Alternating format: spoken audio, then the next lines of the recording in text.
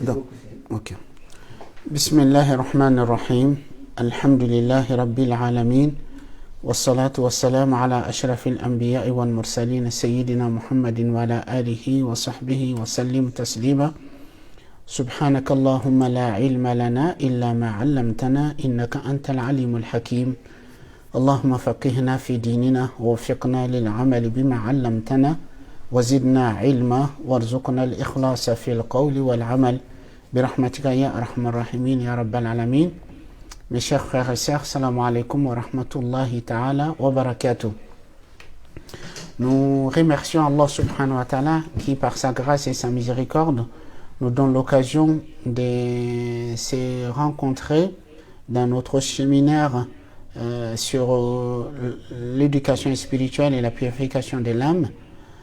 D'abord, j'ai imploré Allah subhanahu wa ta'ala d'agréer nos jeûnes, nos prières, nos invocations, les bonnes œuvres, qu'Allah subhanahu wa ta'ala fasse que ce mois de Ramadan se termine pour nous par son pardon, sa miséricorde et son agrément et l'affranchissement des feux de l'enfer. Donc, alhamdulillah, la dernière fois, nous avons parlé des étapes de cheminement spirituel. Donc, nous avons dit que la première étape, c'est le repentir sincère. Nous avons parlé des conditions de repentir et l'importance de le repentir. Après le repentir sincère, deuxième étape, c'est le fait d'observer strictement les obligations, d'accomplir les obligations de chaque instant, les obligations de chaque moment. Car les obligations sont les choses les plus essentielles, les plus importantes qui nous rapprochent d'Allah subhanahu wa ta'ala. Et c'est ce qui est plus aimé d'Allah subhanahu wa ta'ala. Ensuite, nous avons dit, troisième étape, c'est le fait d'observer assidûment les actes surrogatoires que l'un d'entre nous s'impose à soi-même. Le fait d'arriver à le observer assidûment, mais que ça dure dans le temps, même si c'est peu. Ensuite, quatrième étape sur laquelle nous nous sommes arrêtés, donc je vous ai dit plutôt, ce sont des facteurs qui favorisent la constance dans les efforts. Donc on a parlé de la fréquentation, le choix de ses amis et la bonne gestion de ses fréquentations, la maîtrise de la langue, la maîtrise de la consommation, la faim, et aussi la bonne gestion du sommeil et le réveil. On s'est arrêté là la semaine dernière. Donc aujourd'hui, nous partons à partir de comme cinquième ou dernière étape dans le cheminement, c'est comment dirais-je, l'examen de l'âme et du cœur et le diagnostic des maux et comment y remédier. En fait, en quelque sorte, ça c'est une phase de perfectionnement. En fait, il faut savoir que lorsqu'une personne se décide de se lancer dans cette voie, dans la voie de cheminement spirituel, la purification de l'âme, donc en respectant les étapes que je dis, à un moment donné, on prend conscience de chercher ses défauts, ses manquements, pour essayer de les remédier, En fait, on va faire l'effort de se débarrasser de ces défauts et on va les remplacer par des qualités. On va les remplacer par des qualités. Donc, il faut savoir, mes chers frères et sœurs, quand une personne qui avance dans son cheminement, à un moment donné, on prend conscience de dire, il faut que je me regarde moi-même. Il faut que je me regarde en face de moi-même, en face de moi, pour voir mes propres défauts, pour pouvoir les remédier. Le prophète sallallahu alayhi wa sallam, il dit dans un hadith, il dit, quand Dieu veut du bien à un serviteur, il le fait voir ses propres défauts. Il dit, quand Dieu veut mener un serviteur à sa perte, il le fait voir les défauts des autres. Et ça, c'est l'une des plus graves maladies que beaucoup de gens ils ont aujourd'hui. Et ils voient les défauts et les manquements des autres, mais leurs propres défauts, leurs propres manquements, ils ne le voient pas. Ils ne le voient pas. Donc, en fait, il faut savoir, quand on va diagnostiquer l'âme et le cœur, en fait, il y a un certain nombre de maladies. Donc, il y a des maux ou des maladies qui ont pour cause les fausses idées. Qui ont pour cause les fausses idées. Donc, c'est ce qu'on appelle ashubhat. Ashubhat. Des fausses idées qui fait qu'on a ces maladies. Donc, parmi ces maladies, il y a l'associationnisme. Le fait d'associer quelque chose d'autre à Allah subhanahu wa ta'ala. Donc, il faut savoir que l'associationnisme est le pire des péchés. Et le péché que Allah ne pardonne jamais.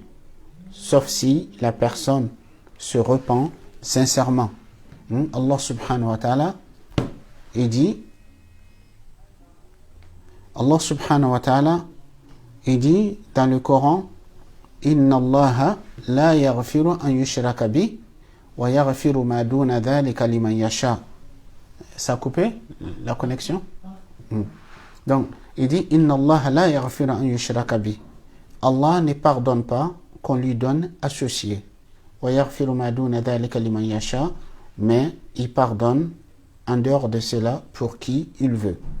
Donc, l'associationnisme, c'est le fait de penser que quelqu'un d'autre que Dieu peut nous être de quelconque utilité ou bien peut nous causer de quelconque nuisance, quelconque tort. Donc, soit on espère en telle chose qu'on va l'associer à Allah dans l'adoration, ou bien on a peur de lui et qu'on va l'associer. Donc, l'associationnisme est une maladie donc les formes d'associationnisme sont nombreuses. Il y a l'associationnisme plus grave qui consiste à prendre autre chose pour Dieu, comme les polythéistes, les polythéistes qui adorent d'autres divinités en dehors d'Allah. Et aussi, il y a d'autres formes plus subtiles comme l'ostentation, le fait d'œuvrer dans le bien, donc tout en voulant adorer Allah subhanahu wa ta'ala, mais on va associer autre chose à Allah dans nos intentions. Par exemple, quelqu'un qui va prier et à travers sa prière, il aimerait bien l'éloge des gens, l'appréciation des gens, ou bien quelqu'un qui va faire l'aumône, qui va donner, et son intention n'est pas seulement à chercher à plaire à Allah subhanahu wa ta'ala, mais il cherche l'appréciation des gens, il cherche qu'on lui fasse des éloges. Donc, le prophète sallallahu alayhi wa sallam, il appelle ça ashirk al-khafi, le polythéisme ou l'associationnisme discret. L'associationnisme discret qui est l'ostentation. Donc, qui est très très grave puisque, en fait, il faut savoir, lorsqu'une personne va accomplir un acte d'adoration dans laquelle il va associer autre chose que Allah, Allah subhanahu wa ta'ala n'accepte pas telle adoration. Dans le hadith Qudsi, Allah subhanahu wa ta'ala dit Ana aghna shuraka'i 'ani shirk man 'amila 'amalan ashraka ma'iya fihi ghayri taraktuhu wa shirka. Allah subhanahu wa ta'ala dit je suis celui qui se passe de toute forme d'associationnisme. Quiconque qui accomplit une œuvre à travers laquelle il m'associe autre chose, je le délaisse et son associé. Donc, en fait, c'est quand on a cheminé, quand on a fait l'effort, et on devra devenir vigilant, c'est-à-dire on fait attention. Est-ce que je suis réellement sincère dans mes adorations? Est-ce que mes adorations sont exclusivement vouées à Allah subhanahu wa ta'ala? Est-ce que je cherche autre chose à travers mes adorations autre que l'agrément d'Allah et la satisfaction? Donc, ça c'est l'un des mots qu'on doit rester vigilant, on doit chercher dans son cœur, si jamais on a l'ombre de cette maladie, de s'en débarrasser et de s'efforcer pour parvenir à une parfaite sincérité envers Allah subhanahu wa ta'ala pour que nos œuvres et nos actions soient agréées par Allah subhanahu wa ta'ala. Donc, deuxième maladie qui a pour cause de fausses idées, c'est l'hypocrisie. Bon, l'hypocrisie aussi a plusieurs formes. Il y a ce qu'on appelle l'hypocrisie dans la croyance, dans la foi. Donc ça c'est très grave, c'est-à-dire quelqu'un qui va faire semblant d'être croyant, qui va faire semblant d'être musulman, mais dans la réalité c'est quelqu'un qui ne croit pas en Dieu, c'est quelqu'un qui ne croit pas en Dieu. Donc cette forme d'hypocrisie, en général, je n'imagine pas que quelqu'un qui va cheminer, quelqu'un qui a la volonté de cheminer, qui a ces formes d'hypocrisie. Mais en fait, il faut savoir que cette forme d'hypocrisie, c'est encore beaucoup plus grave d'associationnisme, c'est encore plus grave que mécréance, que le fait d'être totalement infidèle. Parce que les hypocrites, ce sont ceux à qui Allah réserve le châtiment le plus terrible dans l'enfer, que Dieu nous en préserve. Allah subhanahu wa ta'ala, il dit Innal munafiqina fi darkil asfal minan nar. Certes, les hypocrites, ils seront le degré le plus bas du feu. Donc, il y a cette forme d'hypocrisie. Donc, ensuite, il y a l'hypocrisie dans l'action. L'hypocrisie dans l'action, donc, il s'agit de l'ostentation, il s'agit d'œuvrer pour autre chose que Allah subhanahu wa ta'ala. Donc, tout cela, comme je vous disais, ces maladies, que ce soit l'associationnisme, que ce soit l'hypocrisie, ils ont pour cause des fausses idées. Ils ont pour source des fausses idées. Donc, en fait, le remède de fausses idées, c'est surtout la science. Une connaissance profonde, une connaissance saine, c'est ça qui nous permet d'avoir des idées claires, d'avoir des idées bien fondées et d'avoir des bonnes pratiques. Donc, troisième maladie qui a pour source des fausses idées, c'est le fait de suivre ses passions.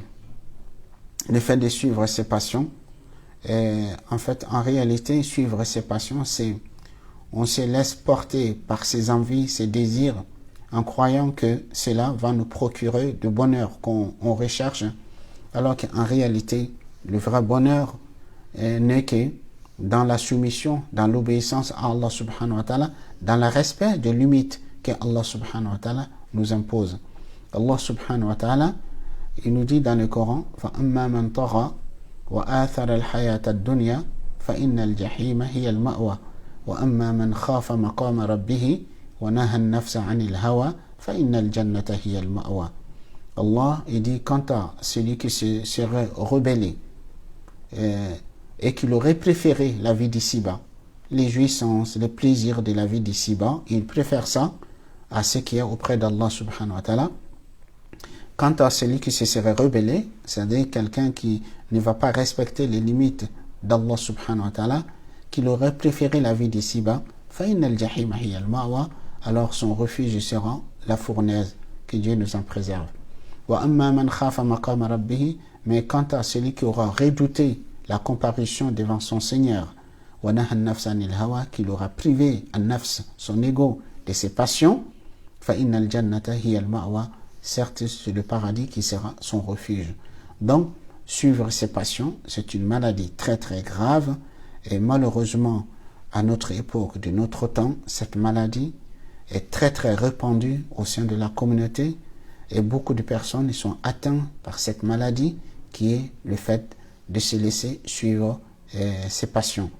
Donc, en croyant qu'en se laissant aller avec ses passions, qu'on va être heureux, qu'on va jouir, comme je vous disais, mais en réalité, c'est une fausse idée, c'est une fausse conception. Donc, quatrième maladie grave qui a pour cause de fausses idées, c'est l'innovation. L'innovation, c'est le fait de s'inventer sa façon, sa manière d'adorer Allah, inventer des voies et des moyens d'adoration qui sont autres que ce que le prophète sallallahu alayhi wa sallam nous a enseigné, ce qui nous a été transmis par le prophète sallallahu alayhi wa sallam, en pensant que ces innovations qu'on va faire, que ça va nous rapprocher de Dieu, ça va nous permettre de gagner des hasanat auprès d'Allah subhanahu wa ta'ala. Alors que Allah subhanahu wa ta'ala, il a choisi ses prophètes et ses messagers pour qu'ils soient des guides pour l'humanité, pour nous montrer la voie, pour comment cheminer vers Allah et pour nous montrer aussi comment adorer Allah subhanahu wa ta'ala. Donc toute personne qui va chercher à cheminer, à se rapprocher d'Allah par des actes d'adoration contraires à ce qui nous a été transmis et enseigné par le prophète sallallahu alayhi wa sallam, ça ne fera que de l'éloigner d'Allah subhanahu wa ta'ala, ça ne le rapprochera pas d'Allah. C'est pour cela, Imam Junayd, rahimahullah, il disait, toutes les voies sont sans issue. C'est-à-dire, toutes les voies qu'on peut emprunter pour cheminer vers Allah sont sans issue. Il dit, à l'exception de la voie qui est tracée par le prophète sallallahu alayhi wa sallam, à l'exception de celui qui viendra en suivant le pas du prophète sallallahu alayhi wa sallam. Donc, ça, ce sont les maladies qui ont pour cause de fausses idées. Donc, comme je vous disais, l'associationnisme, l'hypocrisie, le fait de suivre ses passions et les innovations.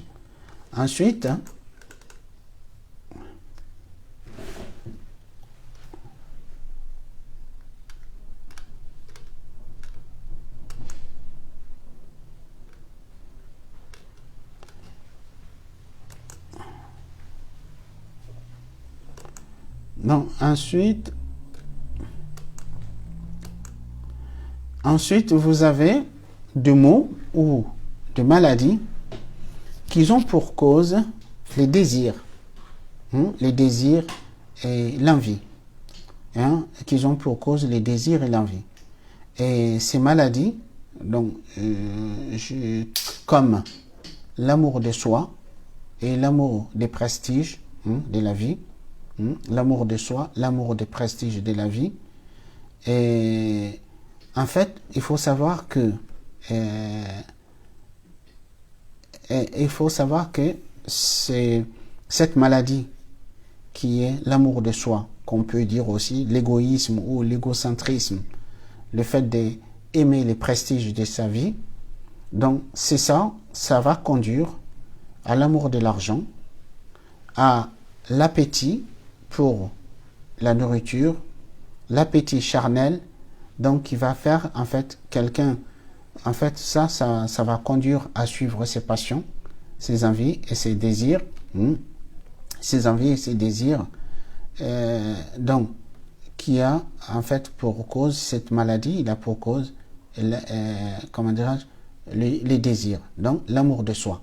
En fait c'est cet amour de soi aussi qui va conduire à d'autres maladies comme la jalousie. Puisque quand une personne voit que quelqu'un qui le rivalise dans certains de ses prestiges, donc il va être jaloux de cette personne, il va être envieux de cette personne, il va vouloir lui faire du mal, ou bien qu'il va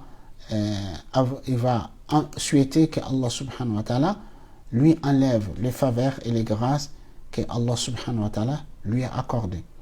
Et la jalousie, c'est un péché qui est très très grave, puisque le prophète sallallahu alayhi wa sallam, il nous dit dans un hadith, méfiez-vous, je vous mets en garde contre la jalousie. En fait, le fait d'être envié, il dit car la jalousie consume al-hasanat, les bonnes œuvres, les bonnes actions, comme le feu consume le bois. Donc, la jalousie et la colère injuste, se mettre en colère injustement à l'égard des gens, et la colère injuste, donc tout cela, ils ont pour cause, comme je vous disais, l'amour de soi, l'amour de prestige, qui est une maladie qui a pour source les désirs et les envies. Les désirs et les envies. Donc, l'amour de soi, ça va conduire à l'amour d'autorité, l'amour de pouvoir, l'amour être célèbre, l'amour des célébrités, et ainsi de suite. Donc, la personne qui a cette maladie, et cette maladie, ça va le conduire se comporter d'une manière incorrecte, il va avoir l'attitude de comportement qui vont lui faire perdre le mérite des efforts qu'il fait pour cheminer vers Allah subhanahu wa ta'ala. Alors que lorsque on sait que dans la vie, il n'y a que Allah subhanahu wa ta'ala qui peut nous être utile, il n'y a que Allah subhanahu wa ta'ala seul qui peut nous accorder tout ce qu'on aime, tout ce qu'on souhaite, tout ce qu'on aimerait avoir comme bonheur dans la vie d'ici-bas et dans la vie de l'au-delà. Donc, normalement, on ne doit chercher qu'à plaire à Allah subhanahu wa ta'ala, on doit chercher que l'agrément d'Allah subhanahu wa ta'ala et la satisfaction d'Allah subhanahu wa ta'ala. Donc, ça, ce sont des mots ou des maladies qu'on doit chercher à savoir si jamais on n'est pas atteint par ce genre de maladies pour s'en débarrasser, se soigner et se soigner de ces maladies. Donc, en fait, en quelque sorte, si vous voulez, 5e étape dans le cheminement, c'est le fait qu'on arrive à un moment donné à se remettre en cause, à fouiller au fond de son cœur, au fond de son âme, pour voir les maladies qu'on a, pour pouvoir chercher de remèdes, de les remédier et s'en débarrasser. Donc ça, c'est une étape qui est très très importante dans le cheminement spirituel. Dans le cheminement spirituel, donc en fait, c'est ça qui va nous amener à un perfectionnement. Donc comme je vous disais, dans les objectifs et les finalités du cheminement, donc ça va nous conduire à avoir une meilleure attitude, un meilleur comportement vis-à-vis d'Allah subhanahu wa ta'ala, et un meilleur comportement, une meilleure attitude vis-à-vis de nos semblables. Car on sera un croyant parfait qui a le meilleur des comportements, le meilleur des caractères. On aime pour les autres ce qu'on aime pour soi-même. On fera preuve d'altruisme. Et on fera preuve de la bonté, de la bienveillance et de la générosité vis-à-vis des autres. Donc, le dernier chapitre dans ce livre, c'est ce que j'ai appelé les fruits et le bienfait de cheminement. C'est-à-dire, la personne qui va faire des efforts dans les étapes précédentes, les étapes qu'on avait décrites, qui va faire l'effort dans ces étapes, donc à un moment donné, il va récolter des fruits de ses efforts. Il va parvenir à des résultats. Donc, parmi ces résultats, c'est ce dernier point que je vous ai dit, le fait d'avoir un meilleur comportement vis-à-vis d'Allah et vis-à-vis de nos semblables. Donc, et aussi, on aura parmi les fruits qu'on peut récolter, ou bien sinon, avant de parler des fruits, je ne sais pas s'il y a des questions ou des remarques par rapport à ce que j'ai dit jusqu'ici. Donc, s'il y a des questions ou des remarques, je préférerais m'arrêter pour répondre à quelques questions. Et maintenant, ensuite, je continue, Inch'Allah. Sinon, s'il n'y a pas de questions, je continue.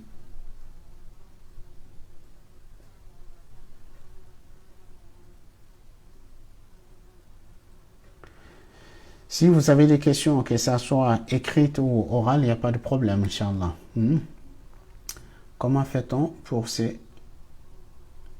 faire suivre au niveau de l'introspection de soi, soi-même, pour pouvoir évoluer? Très bien. Donc, s'il y a cette question qui dit, comment fait-on pour se faire suivre au niveau de l'introspection de soi et pour pouvoir évoluer? En fait, il faut savoir que pour se remettre en cause, pour chercher ses manquements et ses défauts, en fait, il y a plusieurs moyens. Soit on a des amis sincères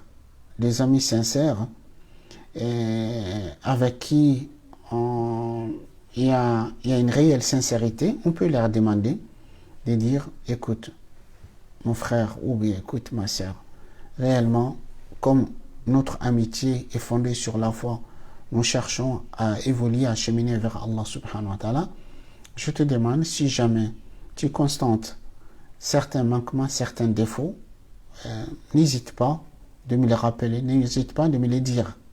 De me les dire. Donc d'ailleurs, même Allah subhanahu wa ta'ala, quand il nous parle dans le Coran de ceux qui réussiront, donc Allah il nous dit Wal asr innal insana lafi khusr. Par le temps, l'homme est en perdition. Illa alladhina amanu wa amilu salihat, à l'exception de ceux qui ont cru et qui ont œuvré dans le bien, wa tawasaw bil haqq wa tawasaw bis sabr, qui s'enjoignent mutuellement de la patience et qui s'enjoignent mutuellement de la vérité et qui s'enjoignent mutuellement de la patience. Donc, comme le prophète sallallahu alayhi wa sallam, il nous dit que le croyant, pour son frère croyant, c'est comme un miroir. Le croyant est un miroir pour son frère.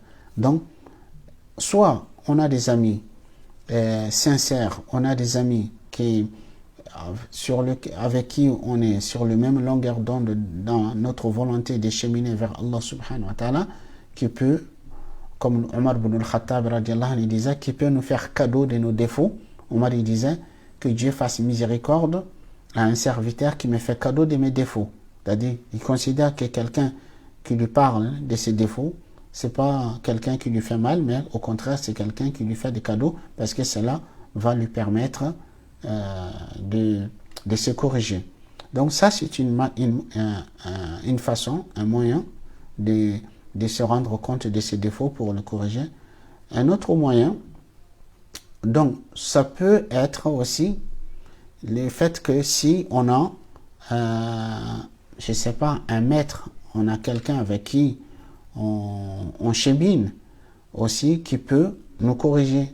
En fait, d'ailleurs, même dans le passé, les maîtres, ils avaient ce rôle-là d'observer leurs disciples, leurs élèves, et quand ils voient des défauts chez leurs disciples, et de le corriger. Ou bien aussi, un autre moyen aussi, c'est de voir tes rivaux, des gens qui t'aiment pas.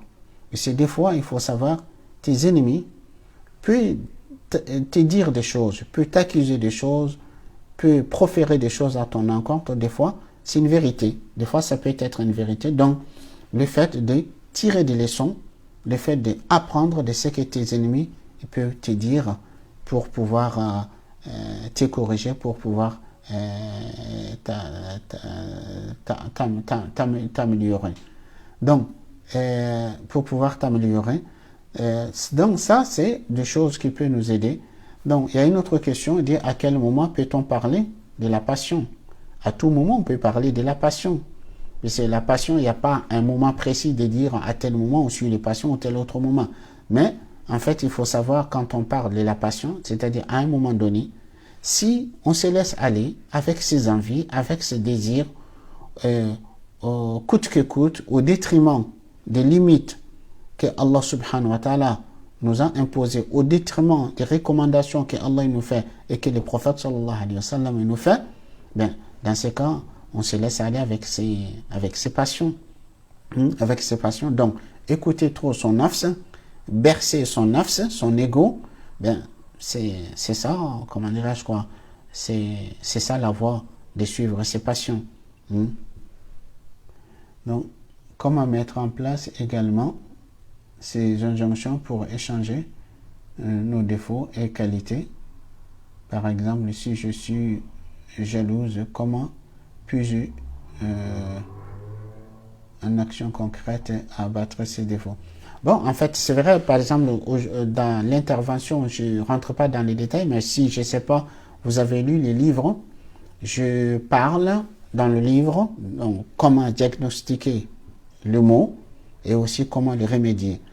En fait, il faut savoir, pour tout défaut, pour toute maladie, pour pouvoir arriver à s'en débarrasser, d'abord, le fait de prendre conscience de la gravité de la maladie, c'est très important. Parce que quand une personne qui a une maladie et qui minimise la gravité de cette maladie, la personne ne va pas faire l'effort pour pouvoir chercher à remédier cette maladie. Mais par contre, lorsque la personne prend conscience de la gravité de la maladie qu'elle a, c'est ça qui va le motiver à chercher à se remédier. Donc, connaissez-vous des maîtres spirituels en Île-de-France? Malheureusement, je n'habite pas l'Île-de-France. Je connais très peu en Île-de-France. Je ne connais pas un maître spirituel vers qui que je peux vous conseiller. Mais je peux vous donner des indices. Si vous trouvez ces indices chez quelqu'un, que je peux dire, vous pouvez le suivre. En fait, la personne que vous pouvez suivre comme un maître spirituel, il faut que cette personne remplisse des conditions. Une première condition, c'est quelqu'un qui a une profonde connaissance de Sharia, c'est-à-dire de la religion d'Allah subhanahu wa ta'ala. Il faut que ça soit quelqu'un qui a vraiment une réelle connaissance, une profonde connaissance de la religion. C'est-à-dire c'est pas quelqu'un qui suit la religion, qui pratique la religion par imitation, mais c'est quelqu'un qui a étudié, qui a une bonne base de connaissance de la religion. Ça, c'est la première des choses qui est très important chez un maître spirituel. Le savoir, la science. Deuxième critère, c'est la piété et la crainte d'Allah subhanahu wa ta'ala. Il faut que ça soit quelqu'un qui a la piété, quelqu'un qui craint Dieu, quelqu'un qui craint Dieu. Donc, lorsque ces deux conditions se réunissent chez une personne qui a la science et en même temps qui a la crainte de Dieu, cette personne ne peut que conduire et guider vers Allah subhanahu wa ta'ala.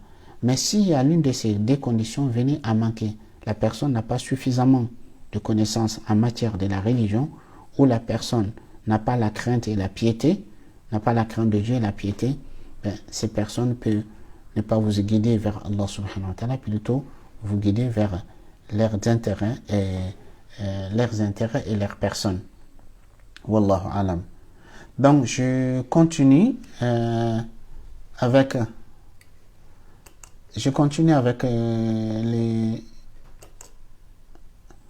les fruits. Mahmoud, c'est bon? Hein? D'accord, ok. Donc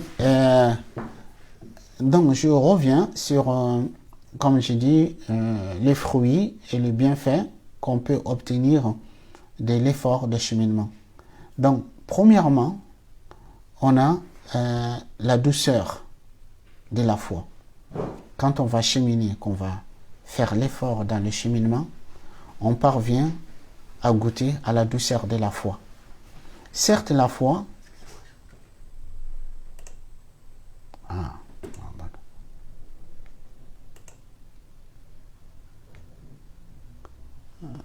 en fait, il faut mettre les numéros. En fait, il faut que je reclique. Voilà, dans le mail. Voilà. Ouais, autorisé.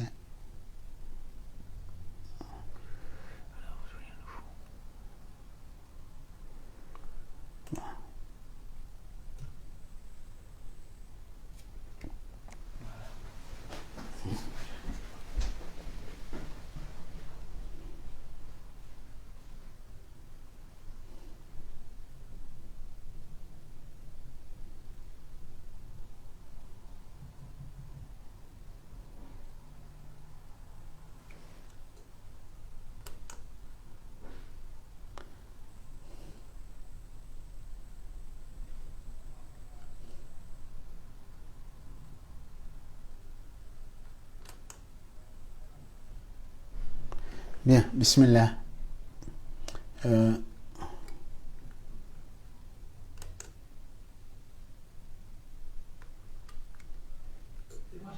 D'accord. C'est bon? Les sombres? Ouais. Je reviens. Donc, en fait, je vous disais, donc, dernière étape ou dernière chose, donc, les fruits et les bienfaits qu'on peut récolter de l'effort de cheminer. Donc, je vous disais, la première des choses, lorsqu'on fait l'effort de cheminer. Désolé, j'ai eu une coupure d'internet et j'ai pas pu poser ma question. À la fin, Inch'Allah. À la fin. À la fin, Inch'Allah. Oui. Donc, je vous disais, les fruits qu'on peut récolter de cheminement, donc c'est la douceur, le fait de parvenir à connaître la douceur de la foi. La foi a une douceur. La foi a un goût. Mais la douceur et le goût de la foi est indescriptible. En fait, il faut le goûter pour savoir à quoi ressemble. Le prophète sallallahu alayhi wa sallam, il nous dit ذاق طعم الإيمان من رضي بالله ربا وبالإسلام دينا وبمحمد صلى الله عليه وسلم نبيا ورسولا. Le prophète sallallahu alayhi wa sallam nous dit il connaîtra la douceur de la foi celui qui agrée Allah comme Seigneur, l'islam comme religion et Muhammad sallallahu alayhi wa sallam comme messager. Donc on parvient à connaître la douceur de la foi. C'est lorsqu'on parvient à connaître la douceur de la foi, c'est là où on va trouver le plaisir, le bonheur dans l'adoration d'Allah subhanahu wa ta'ala, dans l'obéissance d'Allah subhanahu wa ta'ala. On va trouver notre bonheur, notre quiétude, la sérénité dans la soumission à Allah subhanahu wa ta'ala et l'obéissance d'Allah subhanahu wa ta'ala. Donc ça, c'est l'un des bienfaits, l'un des fruits qu'on récolte de l'effort de cheminer vers Allah, parvenir à goûter à la douceur de la foi. Deuxièmement, quand on chemine et quand on parvient à goûter à la douceur de la foi, il y a ce qu'on appelle le don de soi. Et c'est bien dans la voie de Dieu. C'est-à-dire, si on va parvenir à aimer Allah, et Allah sera celui qui est plus aimé de nous et plus que toute autre chose. Donc lorsqu'on parvient à ce niveau, quoi qu'on fasse comme l'effort, on va ressentir qu'on n'a pas fait assez. On va ressentir qu'on n'a pas fait assez. Donc on va faire le don de soi pour Allah, pour plaire à Allah. On va faire le don de ses biens, le don de ce temps. Et en fait, on va se donner vraiment à fond pour plaire à Allah subhanahu wa ta'ala. Et plus on va faire l'effort dans ce sens, plus on a encore le sentiment qu'on n'a pas fait beaucoup, qu'on n'a pas fait assez. Donc je vous donne vraiment plusieurs exemples de cela aussi dans le livre. L'un des exemples que je vais vous citer, c'est le père de Jabr ibn Abdullah radiallahu anhu. Le père de Jabr ibn Abdullah, il est mort lors de la bataille de Uhud comme martyr. Après la bataille de Uhud, un jour, le prophète, il voit Jabir, il le voit qu'il avait l'air triste. Le prophète sallallahu alayhi wa sallam lui dit, oh Jabir, je te vois triste, c'est quoi qui te rend triste? Il dit au messager d'Allah, mon père est mort et il m'a laissé mes sœurs que je dois m'en occuper. Il m'a laissé aussi des dettes que je dois payer. Et le prophète sallallahu alayhi wa sallam dit à Jabir, veux-tu que je te dise la discussion qu'il y a eu entre ton père et Dieu? Et sache que Dieu ne s'est jamais adressé à un être humain que derrière un voile, à l'exception de ton père. Dieu lui a parlé à vive voix et lui dit, quand tu l'as rencontré Dieu, mon Seigneur, mon serviteur, fais des souhaits. C'est quoi tes souhaits? Donc, cet homme, il est mort martyr pour la cause de Dieu. Donc, son souhait, il dit, Seigneur, je veux que tu me rends l'âme, tu me fais retourner à la vie et j'ai envie de mourir encore pour toi. Regardez, il est mort pour Dieu, son souhait c'est de mourir encore pour Allah. Donc Allah, il lui dit, j'ai décrété que vous ne mourrez qu'une seule fois, que vous ne mourrez qu'une seule fois. Il dit, alors informe nos frères de ce que tu nous as accordé. Et suite à cela, Allah il va révéler le verset de Surat Al-Imran lorsqu'il dit, وَلَا تَحْسَبَنَّ الَّذِينَ قُتِلُوا فِي سَبِيلِ اللَّهِ أَمْوَاتًا بَلْ أَحْيَاءٌ عِندَ رَبِّهِمْ يُرْزَقُونَ. Ne pensez pas que ceux qui se font tuer dans les chantiers d'Allah, qui sont morts, sont plutôt vivants, recevant les dons de leur Seigneur. Donc, les dons de soi, et je vous cite dans le livre l'exemple de Abdullah ibn Hudhafa, donc je vous invite à lire. Aussi, troisième chose, la grandeur de l'âme, c'est ce qu'on appelle al-izza. La grandeur de l'âme, al-izza, c'est le fait d'avoir cette puissance et cette force qui fait qu'une personne qui chemine vers Allah subhanahu wa ta'ala, qui fait l'effort, tellement sa foi va grandir en Allah, tellement sa confiance va grandir en Allah, qui va faire cette personne va avoir une confiance absolue en Allah subhanahu wa ta'ala, un amour parfait pour Dieu, qui va faire en sorte que cette personne ne s'inclinera que devant Allah subhanahu wa ta'ala, n'aura peur que d'Allah subhanahu wa ta'ala. Donc cette personne devient une personne qui est invincible parce que on ne peut pas les réduire à l'esclavage, on ne peut pas on peut pas asservir cette personne parce que cette personne ne sera soumise qu'à Allah subhanahu wa ta'ala, ne s'inclinera que devant Allah subhanahu wa ta'ala. Izzatun nafs. Allah subhanahu wa ta'ala dit Walillahi al-izzatu wa li rasulihi wa lil mu'minin. À Allah appartient la puissance, à son messager et aux croyants. Man kana yuridu al-izzata fa inna al-izzata lillahi jami'a. Celui qui veut la puissance, la grandeur, la puissance appartient entièrement à Allah. Ilayhi yas'adu al-kalimu at-tayyib, c'est vers lui que montent les bonnes paroles, wal amalu salih yarfa'u, et les bonnes œuvres sont élevées par lui. Donc la grandeur de l'âme est aussi parmi les fruits qu'on récolte de notre cheminement, de notre effort de cheminer, c'est la richesse de l'âme. Être riche dans son âme. La vraie richesse n'est pas la richesse matérielle. Combien de gens qui ont l'abondance des biens matériels, mais en même temps ils sont pauvres dans leur âme et dans leur cœur.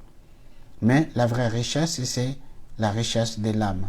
Être riche dans son âme, être riche dans son cœur, qui fait que cette richesse de l'âme et du cœur qui va faire que quoi qu'il en soit, la condition de la personne, elle sera satisfaite. La personne sera satisfaite de sa condition, elle se voit la plus heureuse, elle se voit la plus chanceuse, elle se voit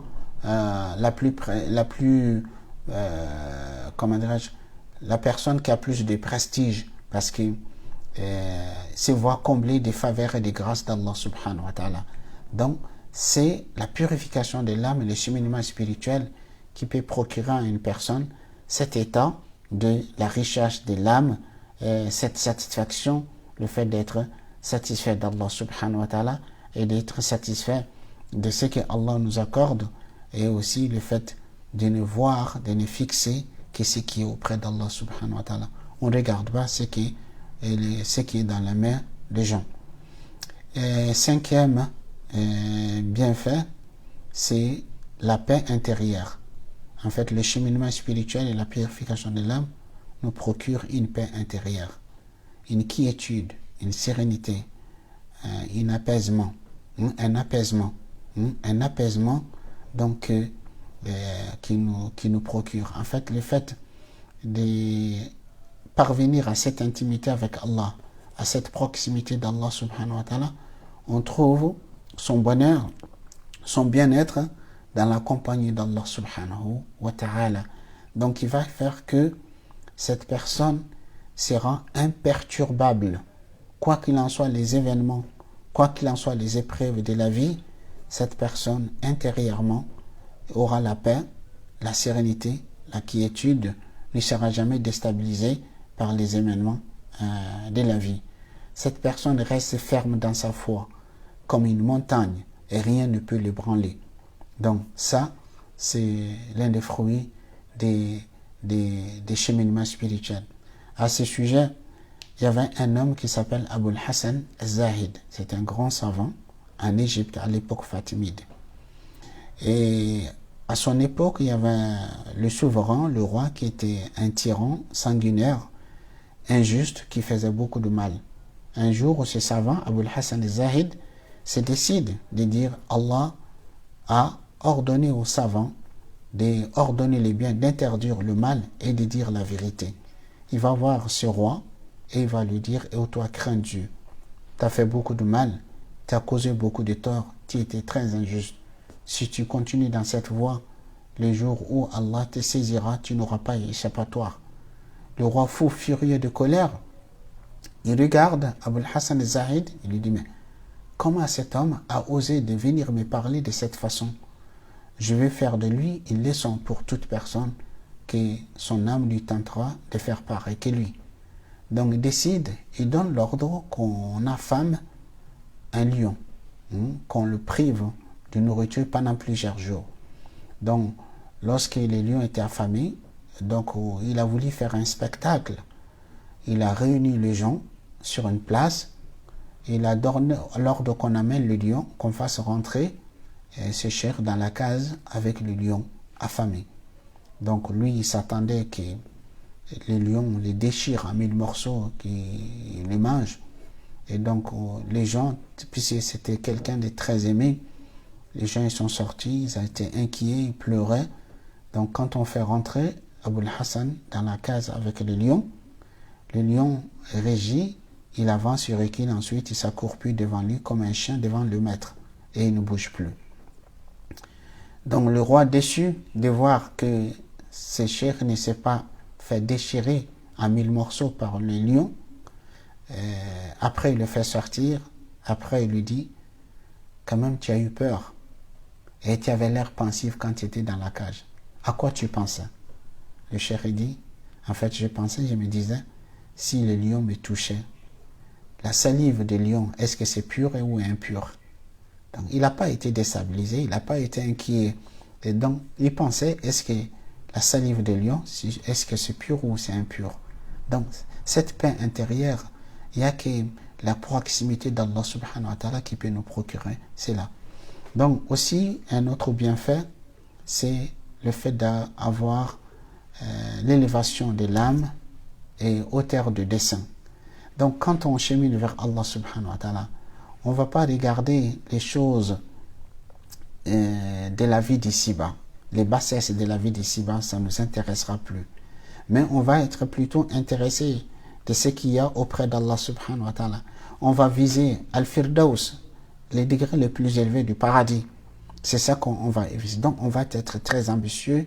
Donc on ne va pas se laisser détourner par les futilités de ces bas mondes, parce qu'on vise quelque chose de meilleur, quelque chose de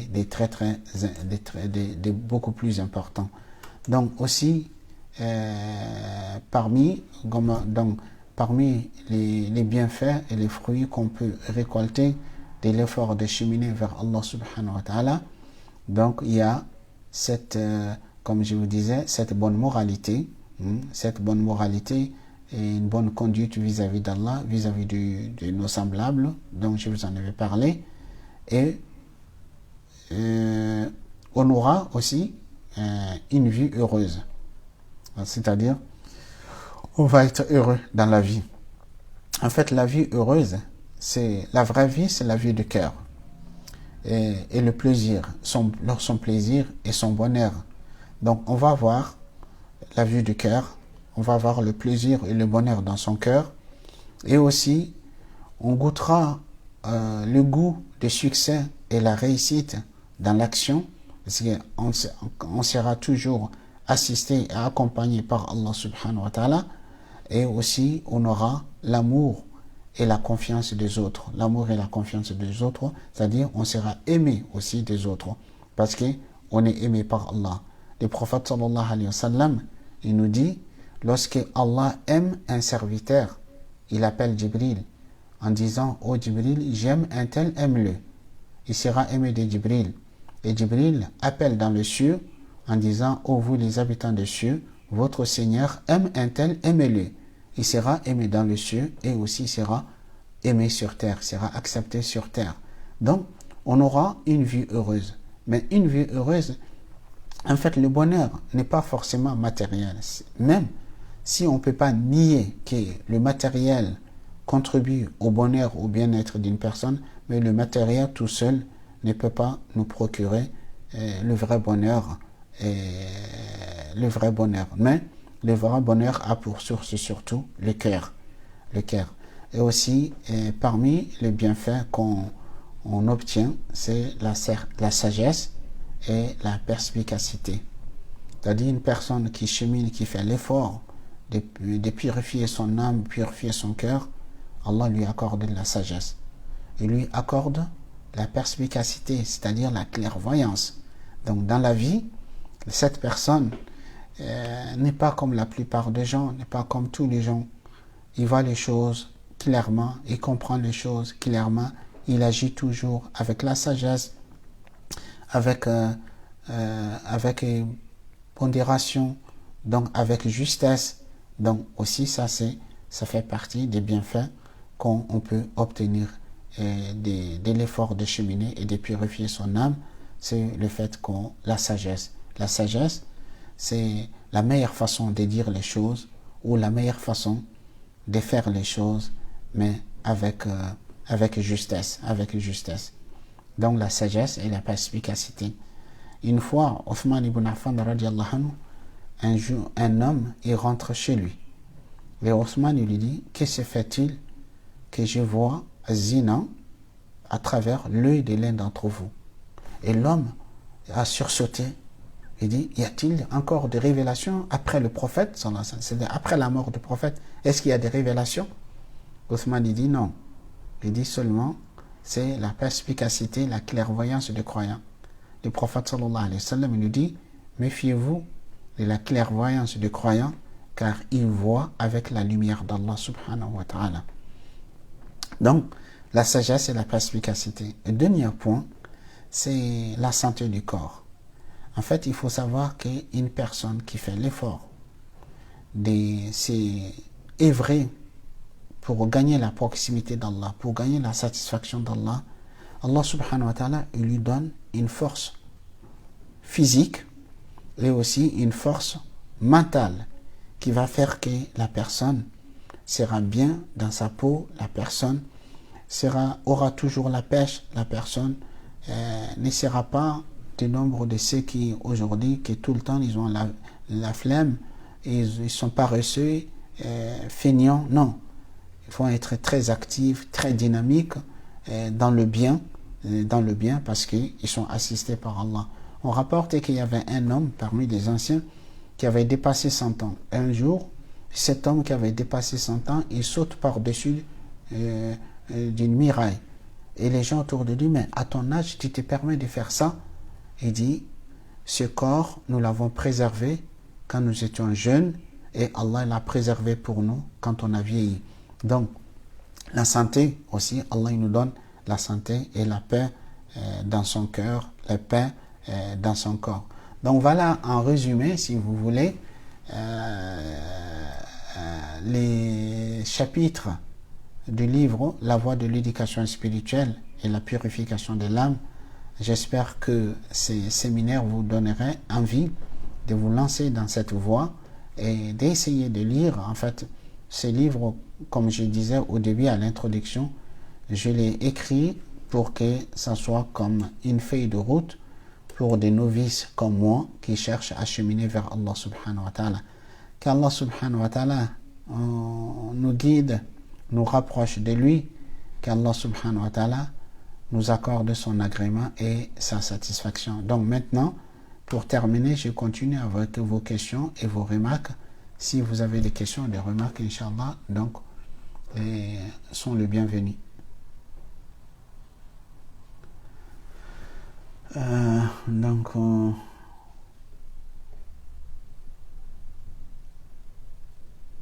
Donc, il y a une question qui dit, le problème de la vie quotidienne gâche-t-il notre vie spirituelle?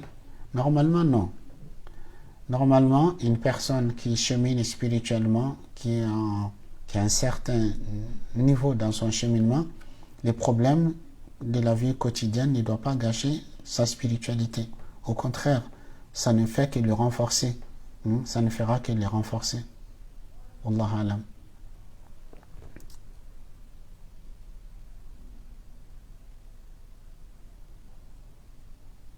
Donc, est-ce que vous connaissez un maître spirituel sur Lyon?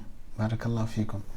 Sur Lyon, donc non, malheureusement, non, je ne connais pas un maître spirituel sur Lyon vers qui je peux vous orienter. J'en connais pas. Mais moi aussi, je suis à la recherche d'un maître spirituel. Donc, question, existe-t-il de nouveaux programmes d'éducation spirituelle prochainement? Je sais pas, je sais pas si la question concerne, est-ce que nous programmons des programmes, de nouveaux programmes s'il s'agit de ça, oui. Puisque, comme vous savez, à la mosquée de Dessine, nous avons une école et un institut où il y a un enseignement pour les enfants, un enseignement pour les adultes. Donc oui, nous programmons toujours des activités, des séminaires ou des cours à ce sujet. Wallah alam.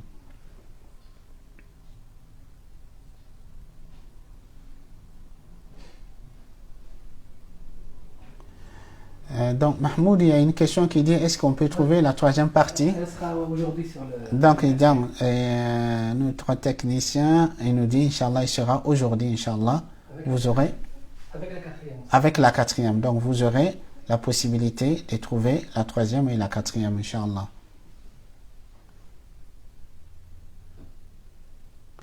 Donc, pour le moment, non, nous n'avons pas de cours à distance.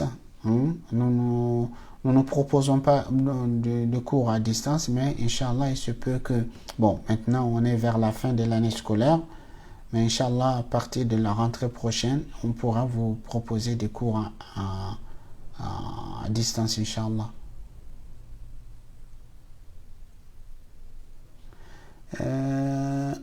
Comment? Attends, il y a... Est-ce qu'une erreur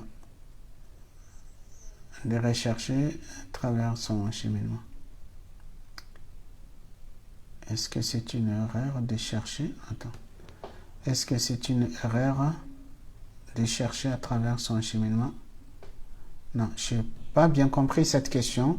Donc, si la personne peut reformuler sa question ou bien compléter. Donc, il dit, est-ce que c'est une erreur de rechercher à travers son cheminement? Donc, la question n'est pas complète.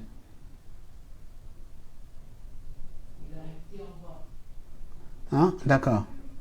Est-ce que c'est une erreur de rechercher à travers son cheminement les fruits spirituels? Non, ce n'est pas une erreur. En fait, il faut savoir que, c'est vrai, l'être humain de nature est un être qui s'est toujours motivé par l'intérêt ou bien par ce qu'il va obtenir. D'ailleurs, même quand vous regardez Allah subhanahu wa ta'ala pour nous éduquer dans le Coran, quand Allah nous incite à faire quelque chose, il nous dit qu'est-ce qu'on obtient en faisant telle chose. Ou bien quand tu nous mets en guerre contre quelque chose, il nous dit qu'est-ce qu'on encourt le fait de faire telle chose. Donc ça, c'est les fruits, les résultats qu'on obtient de l'effort. Donc ce n'est pas une erreur, mais il ne faut pas se focaliser, notamment quand au début de son cheminement, de dire j'ai envie d'atteindre tel fruit ou bien j'ai envie d'obtenir telle chose. En fait, il faut œuvrer sincèrement pour Allah. En fait, les fruits, c'est un don d'Allah subhanahu wa ta'ala. On ne sait pas quand est-ce que Allah va décider de nous donner ses faveurs et ses grâces.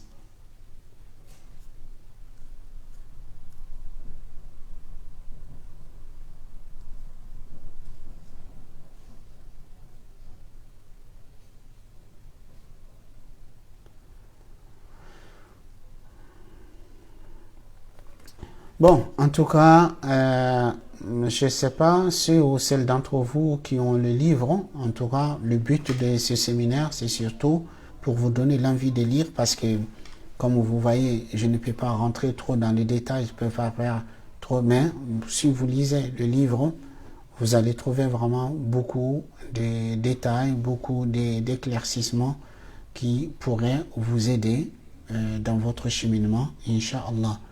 Que Allah nous guide. Donc, est-ce qu'on peut cheminer et ne pas atteindre ses fruits? Non, normalement, quand on chemine correctement, on atteindra forcément les fruits.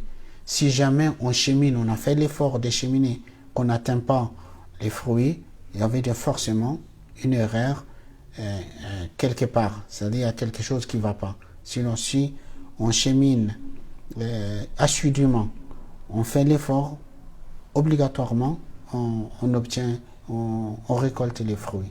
Parce que Allah subhanahu wa ta'ala est reconnaissant. Allah est reconnaissant.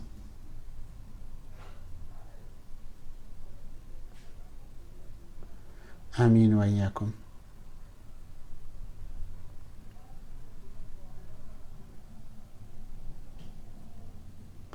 Donc on dit une question: est-ce que le fait de travailler à purifier son cœur nous guide vers la spiritualité ou bien ce n'est pas suffisant? Non, bon, bien sûr, le fait de travailler à purifier son cœur, bien sûr, ça nous guide vers... Ça fait partie, en fait. La purification du cœur, ça fait partie de l'effort de cheminement spirituel. Mais il n'y a pas que ça, comme je vous disais, avant d'arriver à la purification du cœur ou de l'âme, il y a les étapes que je vous ai citées précédemment.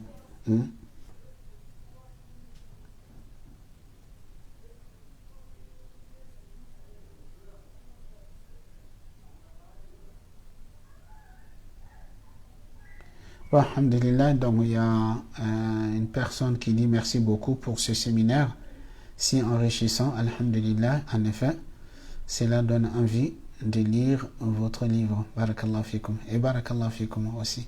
Donc, Inch'Allah, en tout cas, réellement, ce livre, je l'ai écrit pour des novices et des débutants qui cherchent à cheminer, aussi pour le mettre le pied sur la piste. Après, il y a toujours possibilité d'aller encore beaucoup plus loin, d'approfondir les sujets. Mais au moins, pour commencer, je pense que c'est un bon début, Inch'Allah. Qu'Allah nous aide, qu'Allah nous facilite. Bon, Inch'Allah, on va s'arrêter là pour aujourd'hui. Inch'Allah, que Allah subhanahu wa ta'ala agrée nos jeûnes, nos prières, nos invocations, nos bonnes œuvres. Qu'Allah fasse que ce mois se termine par son agrément et son pardon et l'affranchissement des feux de l'enfer. Que Allah subhanahu wa ta'ala nous guide dans le droit chemin. Qu'Allah nous aide à cheminer vers lui et à gagner sa proximité et son amour. Et merci beaucoup à vous et barakallahu fikum. Wassalamu alaikum wa rahmatullahi ta'ala wa barakatuh.